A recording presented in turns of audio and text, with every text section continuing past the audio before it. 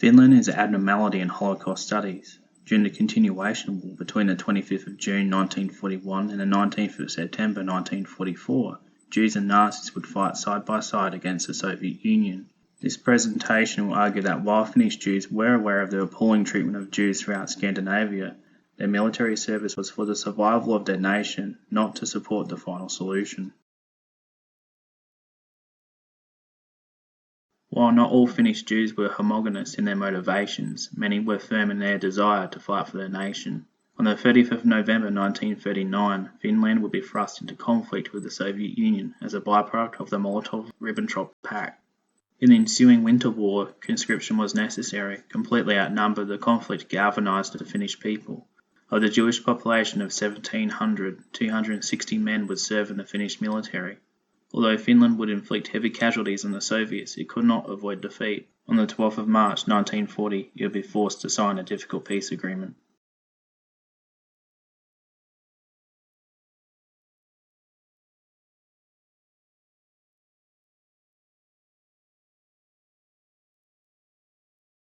Finland's involvement in Operation Barbarossa on the 22nd of June 1941 was based on revenge and need. Finland, having lost the Karelian farmlands and desperately needing to rearm, was in a difficult position. Geographical entrapment and the willingness of Nazi Germany to provide arms and grain in exchange for unrestricted passage into Norway resulted in a distasteful alliance.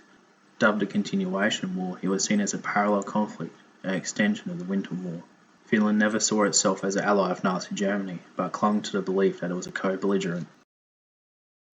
Finland was the only co-belligerent nation in Europe that did not enact anti-Jewish legislation. Despite some right-wing anti-Semitism during the 20s and 30s, it never gained wide acceptance.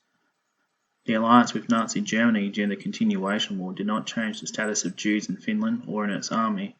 As a result, Finnish Jews would fight alongside Nazi soldiers, not to support the Nazi ideology, but to ensure the nation's survival. At this point, it must be examined to what extent were the Finnish Jews aware of the treatment of Jews in Scandinavia, as their Nazi counterparts implemented the final solution.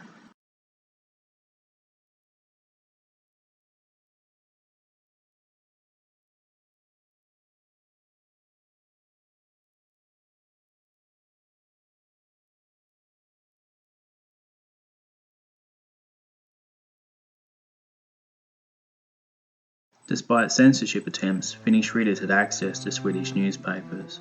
These provided a considerable amount of information regarding the treatment of Jews in the occupied territories. While some language barriers existed, Finnish Jews for the most part belonged to a Swedish-speaking minority. By late 1942, the Finnish and Swedish Jews had a comprehensive picture of the unfolding genocide, as the media became aware of mass shootings and use of gas vans in Kelmno.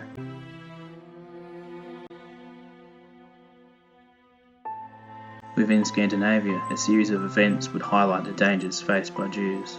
On the 6th of November 1942, in an act of political subversion, the Finnish state police, led by Arno Antani, deported 8 Jewish refugees into the hands of the Nazis. The result was a national scandal. Despite a petition and opposition from the Social Democrats, nothing could be done. Of the 8 Jews deported on the SS Hohenhorn, only 1 survived. Following this, on the 26th of November 1942, the collaborative Norwegian government deported 532 Jews into Nazi hands, the first significant deportation in Scandinavia. Many of Norway's remaining Jews, approximately 900 in total, would escape into Sweden. Likewise, on the 1st of October 1943, Danish Jews were to be rounded up for deportation. This was thwarted thanks to the bravery of the German diplomat George Duckwitz and countless Danish citizens who ferried them to safety. No less than 7,220 of Denmark's 7,800 Jews escaped to Sweden, with 686 non-Jewish spouses. These events were highly publicised in the Swedish media. Therefore, Finnish Jews were well aware of the Nazis' desire to implement their final solution, not only in Scandinavia, but throughout all of the occupied territories. Absurdly, during the continuation war, 3 Finnish Jews would be nominated for the Iron Cross while serving alongside the Germans. All 3 refused, due to their knowledge of the Nazis' treatment of Jews. In summary, the situation for which the Jewish community of Finland found itself in meant it had no alternative but to accept the Germans as comrades in arms. Aware of the treatment of Jews in neighbouring countries, Finnish Jews faced a horrible dilemma. They knew if the Nazis were victorious, their people would be destroyed. Conversely, if the Soviets prevailed, it would have been a disaster for the whole country. Often their motivation was to protect their people and their nation, in the hope that both would survive the conflict.